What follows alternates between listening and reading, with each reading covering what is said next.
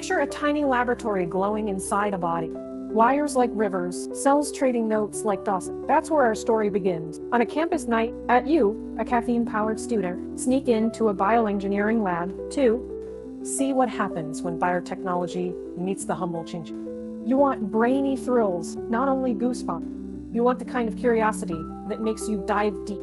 First, a gadget, a soft, flexible sensor that wraps like a stick. Not a toy, but a biosensor that reads temperature, pH, tiny chemical messages from skin and secretion. It doesn't judge. It records patterns that help doctors spot infections earlier, tune treatments, and even design smarter condoms that change color if something's wrong. Imagine a condom that sends a safe alert to a phone. Practical, kind, and a little sci-fi. Next, meet the microbiome, with tiny communities living on and around the chin. Think of them as roommates. Some helpful, some messy. Biotech tools now let us map these communities with cheap sequence. With that map, researchers design probiotics and creams to calm inflammation or prevent recurring infections. It's prevention, not panic. It's biology as housekeeping. Now, the flashy stuff, tissue engineering. You watch a 3D printer build scaffold strain and seed them with real cells. Over weeks, they grow into tissue that could repair damage after injury or disease. No magic, just patience and cell culture. For trans people and patients needing reconstruction, this can mean safer, more personalized. It's surgical craft upgraded by the lab. Responsible, careful, human-centered. Hormones step into the scene like conductors. Testosterone, estrogen, nitric oxide, tiny biochemical signals that change moods. Blood flow and sensation. Biotech gives us better ways to measure these signals in real time, personalize hormone therapy, and to develop new contraceptives that are reversible and precise.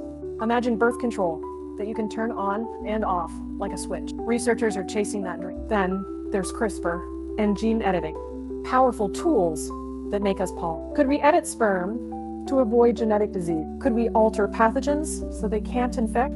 The science promises solutions, but raises questions. Who decides what's fixed? Who has access? And what counts as enhancement versus it's possible and its plans? A sense of the distance you may not know for this. You wander to the corner where organ-on-a-chip models mimic tissues, tiny channels, real cells, and fluid flow. Let scientists study STIs, test treatments, and reduce animal experiments. It's elegant and humane science that translates directly to safer sexual health. Through all this runs one golden thread: consent and safety. Tech can be thrilling, but consent, privacy must be louder than curiosity. Data from sensors must be protected. Gene work must be regulated. Treatments must be available, not only to the wealthy. You step back, the lab hum, your chin-chin, your body is less of a secret and more of a collaboration between cells, microbes, and technology. It's fascinating.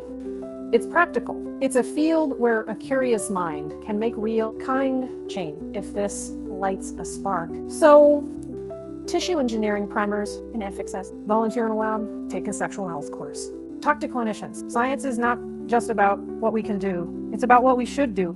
Now, go, learn, question, and let that curiosity evolve into something brilliant.